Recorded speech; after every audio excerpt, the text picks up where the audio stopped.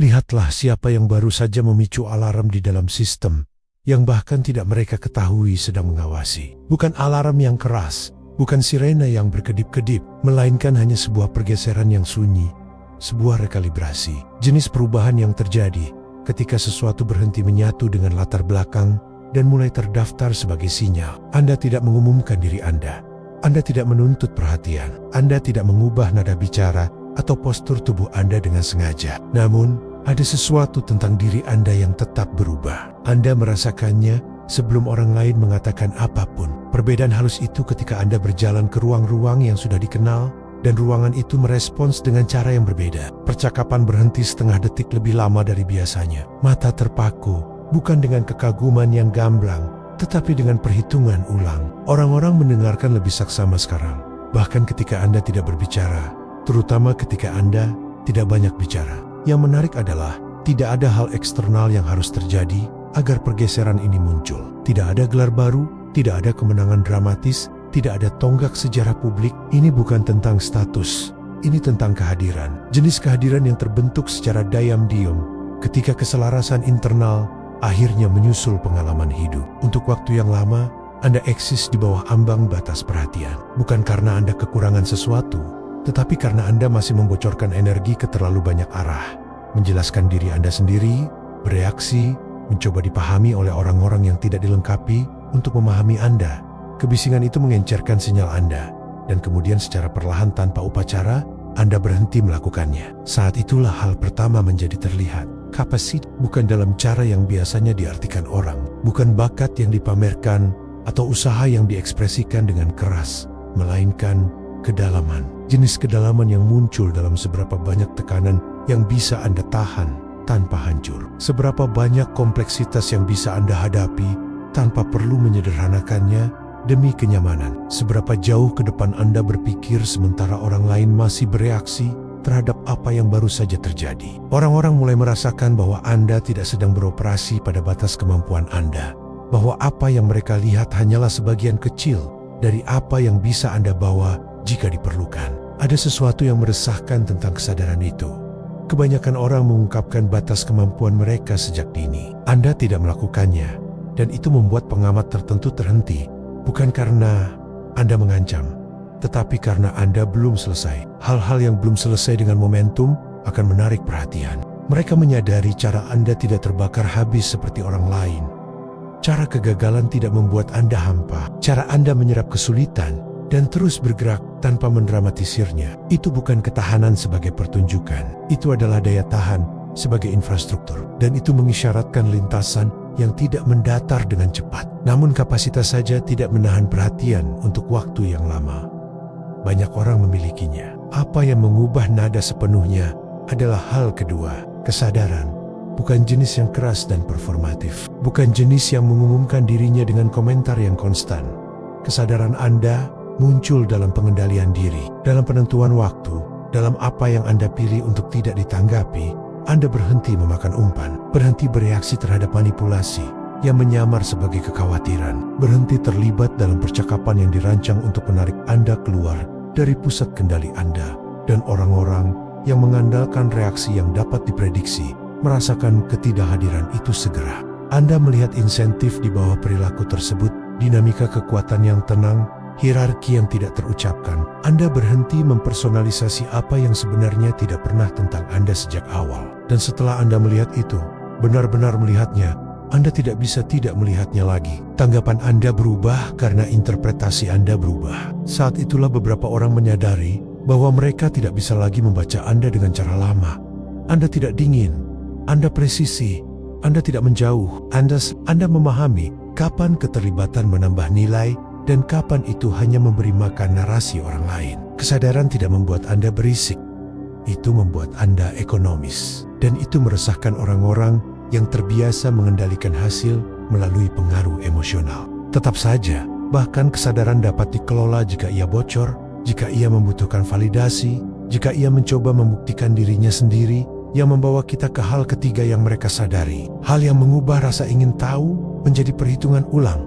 Pengendalian diri. Anda berhenti menjelaskan secara berlebihan, berhenti menarasikan proses internal Anda, berhenti mengisi keheningan untuk membuat orang lain merasa nyaman. Itu saja sudah mengubah bagaimana orang berhubungan dengan Anda. Keheningan ketika ia berdasar akan melakukan sesuatu yang menarik. Orang lain akan mengungkapkan diri mereka sendiri untuk mengisi ruang dengan asumsi mereka, dan Anda membiarkannya. Bukan karena ketidakpedulian, tetapi karena disiplin. Anda belajar bahwa tidak setiap pikiran perlu suara. Tidak setiap wawasan membutuhkan audiens. Tidak setiap kesalahpahaman membutuhkan koreksi. Anda mulai memilih tanggapan berdasarkan keselarasan alih-alih impuls. Dan ekonomi emosional di sekitar Anda bergeser. Orang-orang yang berkembang karena reaksi Anda merasa terputus. Orang-orang yang bergantung pada jaminan Anda merasa tidak stabil. Dan orang-orang yang memperhatikan pola menyadari bahwa Anda tidak lagi mudah dikemudikan. Saat itulah menjadi jelas bahwa Anda tidak hanya sadar, Anda terregulasi. Anda bisa mempertahankan posisi Anda tanpa menaikkan suara. Anda bisa mengatakan tidak tanpa pembenaran. Anda bisa membiarkan hal-hal berlalu tanpa menginternalisasinya. Tingkat kendali itu bukan tentang penindasan, itu tentang kepercayaan. Kepercayaan pada pusat kendali Anda sendiri. Dan setelah itu terlihat, setelah itu konsisten. Pertanyaannya berubah dari apa yang mereka inginkan menjadi kemana mereka pergi. Itu adalah hal keempat, hal yang membingkai ulang segalanya. Arah bukan ambisi dalam arti yang keras, bukan hiruk-pikuk atau gerakan konstan, melainkan niat, penyempitan, fokus yang tenang. Anda berhenti menyebarkan energi Anda, berhenti meladeni jalan yang tidak selaras hanya karena jalan itu tersedia. Keputusan Anda mulai membentuk sebuah garis, belum jelas, tetapi koheren. Orang-orang bisa merasakannya, bahkan jika mereka tidak bisa mengartikulasikannya. Anda tidak lagi hanyut, Anda sedang mengorientasi diri. Anda mulai memilih stabilitas jangka panjang daripada persetujuan jangka pendek, kedalaman daripada kecepatan, substansi daripada optik. Dan jenis arah itu melakukan sesuatu yang halus namun kuat. Itu membuat Anda lebih sulit untuk diganggu. Anda tidak lagi tergerak oleh setiap peluang atau terganggu oleh setiap pendapat yang Anda saring. Dan filter mengubah ekosistem. Saat itulah orang-orang tertentu menyadari bahwa mereka tidak bisa menempatkan Anda menggunakan kategori lama. Anda tidak sedang memanjat tangga mereka, tetapi Anda juga tidak menjauh dari pertumbuhan. Anda tidak mencari izin, tetapi Anda juga tidak memberontak demi pemberontakan itu sendiri. Anda tidak mencoba untuk dilihat, namun Anda semakin terlihat. Kombinasi itu tidak cocok dengan label yang rapi. Kapasitas tanpa kebisingan, kesadaran tanpa pengumuman, pengendalian diri tanpa kekakuan, arah tanpa tontonan. Bersama-sama, mereka mengubah bagaimana ruangan merespons Anda. Beberapa orang mendekat bukan untuk mendominasi, tetapi untuk memahami. Yang lain menarik diri, merasa bahwa dinamika lama tidak lagi berlaku. Beberapa orang mencoba menegaskan kembali keakraban untuk menarik Anda kembali ke peran yang sudah Anda tinggalkan. Dan itu tidak berhasil. Bukan karena Anda melawan, tetapi karena Anda tidak lagi cocok. Anda tidak menjadi tidak terduga. Anda menjadi konsisten secara internal. Don dari luar, itu terlihat seperti ketidakterdugaan bagi siapapun yang tidak memiliki akses ke logika internal Anda. Itulah yang memicu peringatan, bukan sistem pengawasan, melainkan sistem relevansi. Model mental tenang yang dibawa orang untuk memutuskan siapa yang penting, siapa yang memengaruhi hasil, siapa yang perlu diperhitungkan. Anda melewati ambang batas dalam model-model itu tanpa mencoba. Dan sekarang, tanpa tekanan, tanpa konfrontasi, tanpa pengumuman, Anda sedang dinilai ulang. Tidak semua orang akan bertindak berdasarkan itu. Beberapa akan mengabaikannya karena ketidaknyamanan. Beberapa akan salah menafsirkannya. Tetapi beberapa orang akan memperhatikan dengan tepat apa yang sedang terjadi dan memahami apa artinya. Anda mendekati titik di mana pilihan-pilihan bertambah lebih cepat, di mana keselarasan lebih penting daripada visibilitas, di mana perhatian menjadi efek samping, bukan tujuan. Dan Anda belum sampai di sana. Itulah bagian yang membuat ini belum terselesaikan. Bagian yang membekas. Anda masih menjadi, masih memurnikan, masih memutuskan apa yang akan Anda terima, apa yang akan Anda bangun, dan apa yang akan Anda lewati tanpa menoleh ke belakang. Peringatan itu tidak menandai kedatangan. Itu menandai sebuah lintasan. Apa yang terjadi selanjutnya tidak akan bergantung pada siapa yang menonton. Itu akan bergantung pada apa yang Anda pilih untuk dilakukan sekarang. Setelah Anda tahu bahwa Anda tidak lagi tidak terlihat, Anda tidak meminta visibilitas itu. Itu penting untuk dipahami sebelum hal lainnya. Anda tidak bangun di suatu pagi mencoba untuk diperhatikan. Anda tidak mengejar pengaruh, atau mencoba untuk menonjol. Anda sedang memperbaiki keselarasan Anda sendiri, dan keselarasan memiliki efek samping yang diremehkan oleh kebanyakan orang. Ia memperjelas lapangan di sekitar Anda. Begitu Anda bergerak dengan konsistensi, begitu logika internal Anda berhenti bertentangan dengan dirinya sendiri, lingkungan merespons bukan karena ia terkesan, tetapi karena ia harus menyesuaikan diri. Sistem sosial, profesional, relasional dibangun untuk merespons koherensi. Ketika seseorang berhenti membocorkan energi, berhenti berosilasi antara versi diri mereka sendiri, berhenti memberi sinyal ketidakpastian, sistem akan melakukan rekalibrasi, apakah ia mau atau tidak. Itulah yang Anda alami sekarang. Dan disinilah letak kehalusannya. Perhatian yang Anda rasakan bukanlah kekaguman, itu juga bukan ancaman, itu adalah evaluasi. Jenis evaluasi yang terjadi ketika seseorang menyadari bahwa mereka tidak lagi dapat memprediksi. Anda menggunakan data yang sudah usang. Ketika asumsi lama berhenti berfungsi, ketika versi diri Anda yang mereka pikir mereka pahami diam-diam kedaluarsa, Anda dapat merasakannya dalam pertanyaan yang tidak diajukan orang, dalam jeda sebelum tanggapan, dalam cara percakapan menjadi lebih hati-hati di sekitar Anda. Anda tidak lagi ditangani dengan sembarangan. Dan itu bukan karena Anda menuntut rasa hormat. Itu karena Anda berhenti menegosiasikan posisi Anda. Apa yang terungkap sekarang bukan tentang apa yang akan dilakukan orang lain, dan lebih banyak tentang apa yang tidak akan Anda lakukan. Anda tidak akan terburu-buru untuk mengklarifikasi diri Anda lagi. Anda tidak akan meruntuhkan visi Anda agar sesuai dengan kenyamanan orang lain. Anda tidak akan menukar arah jangka panjang demi kemudahan jangka pendek. Pengendalian itu menciptakan gravitasi, dan gravitasi menarik minat dari tempo-tempo yang tidak bergerak secara impulsif. Inilah bagian yang tidak dibicarakan kebanyakan orang. Begitu Anda diperhatikan pada level ini, tes yang sebenarnya dimulai bukan dari luar, tetapi secara internal. Karena perhatian, bahkan perhatian netral, memperkenalkan gesekan, ia memperkenalkan pilihan. Peluang akan muncul yang terasa selaras, tetapi secara halus, menarik Anda keluar dari pusat. Undangan yang menyanjung pertumbuhan Anda, sambil secara diam-diam meminta Anda untuk mengompromikan kecepatan Anda. Percakapan yang tampak kolaboratif, tetapi menyelidiki pengaruh. Tidak ada yang akan agresif. Itu tidak akan terasa seperti tekanan. Itu akan terasa seperti pengakuan. Disitulah kearifan atau diskresi menjadi penting. Karena kapasitas ditambah kesadaran, ditambah pengendalian diri, ditambah arah, tidak hanya membuat Anda terlihat, itu membuat Anda berharga dan nilai menarik tawaran. Beberapa dari mereka akan tulus, beberapa hanya akan menjadi upaya untuk mengalihkan lintasan Anda sebelum ia matang melampaui jangkauan. Anda akan menyadarinya dalam seberapa cepat orang menginginkan akses begitu mereka merasakan momentum. Bagaimana rasa ingin tahu berubah menjadi kedekatan, bagaimana minat berubah menjadi saran, saran menjadi harapan, harapan menjadi tuntutan halus. Disinilah banyak orang kehilangan diri mereka lagi, bukan karena mereka lemah, tetapi karena mereka salah mengira percepatan sebagai keselarasan. Anda tidak akan. Anda sudah belajar bahwa bergerak lebih cepat tidak sama dengan bergerak lebih jujur, bahwa diundang tidak sama dengan dipilih, bahwa pengakuan tanpa rasa hormat terhadap batasan Anda hanyalah ekstraksi yang didandani sebagai peluang. Jadi Anda berhenti sejenak, Anda mengamati, Anda membiarkan hal-hal mengungkapkan diri mereka seiring waktu. Itu adalah pergeseran lain yang akan disadari orang tentang Anda. Sekarang, Anda tidak terburu-buru untuk mengatakan ya. Anda juga tidak terburu-buru untuk mengatakan tidak. Anda membiarkan waktu melakukan penyaringan, dan waktu sangat kejam terhadap apapun yang dibangun di atas ilusi. Beberapa hubungan akan memudar dengan cepat. Begitu mereka menyadari bahwa Anda tidak mudah dikemudikan. Yang lain akan semakin dalam, karena mereka tidak pernah tentang kontrol sejak awal. Anda akan merasakan perbedaannya segera. Yang satu menguras tenaga Anda, yang lain memantapkan Anda. Dan kemudian ada kesepian yang datang dengan fase ini. Bukan jenis yang dramatis, jenis yang sunyi. Jenis yang muncul ketika Anda melampaui dinamika yang akrab lebih cepat daripada dinamika baru terbentuk.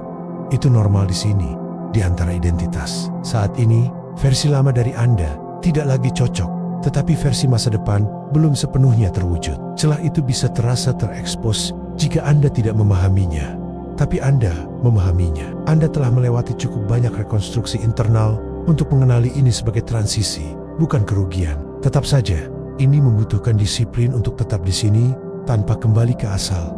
Karena kenyamanan akan mencoba memanggil Anda kembali. Peran yang akrab akan muncul kembali. Orang-orang akan menguji apakah Anda masih tersedia dalam cara-cara lama. Mereka tidak akan melakukannya dengan jahat. Mereka akan melakukannya karena itulah yang mereka ketahui. Tugas Anda bukan untuk mengoreksi mereka. Tugas Anda adalah tetap konsisten. Konsistensi adalah apa yang menyelesaikan transformasi. Bukan intensitas, bukan penjelasan, hanya keselarasan yang berulang dari waktu ke waktu. Itulah yang mengubah potensi menjadi kenyataan. Itulah yang mengubah fakta diperhatikan menjadi dipercayai. Dan kepercayaan adalah mata uang yang sebenarnya sekarang.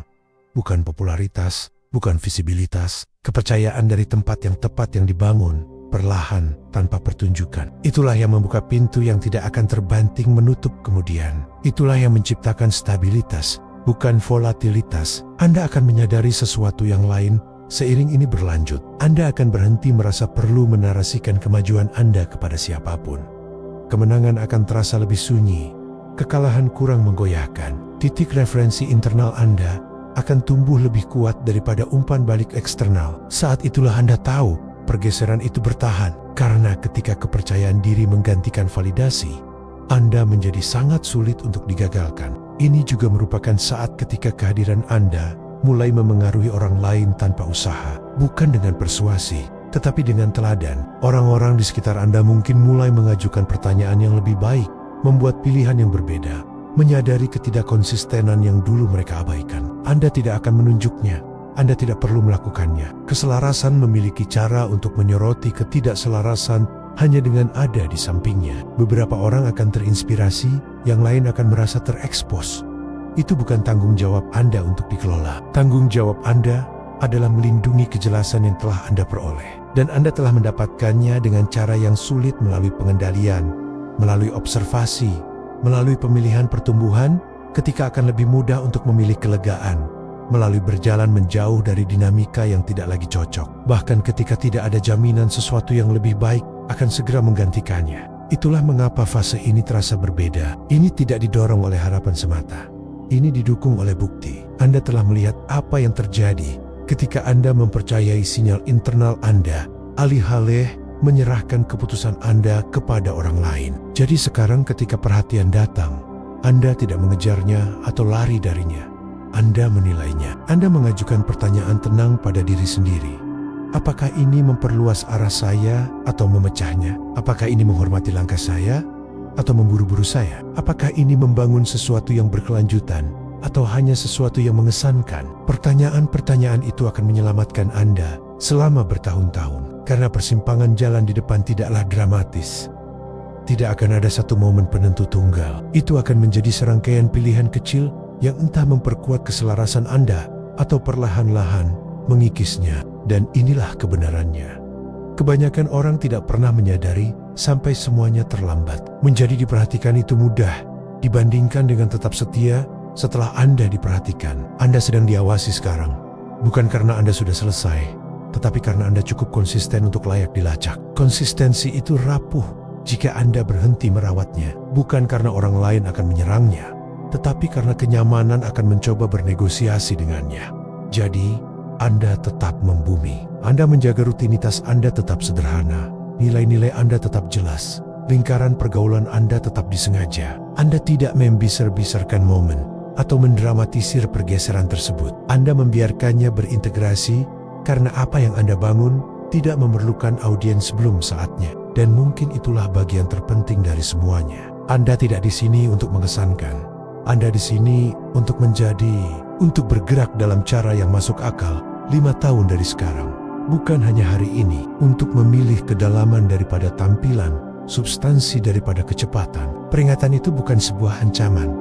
Itu juga bukan sebuah penobatan. Itu adalah sinyal bahwa Anda telah memasuki sebuah fase di mana pilihan-pilihan Anda membawa bobot lebih besar dari sebelumnya, di mana keselarasan bertambah lebih cepat, di mana langkah salah memakan biaya lebih banyak bukan karena Anda akan dihukum, tetapi karena Anda akan merasakan disonansi atau ketidakcocokan itu segera.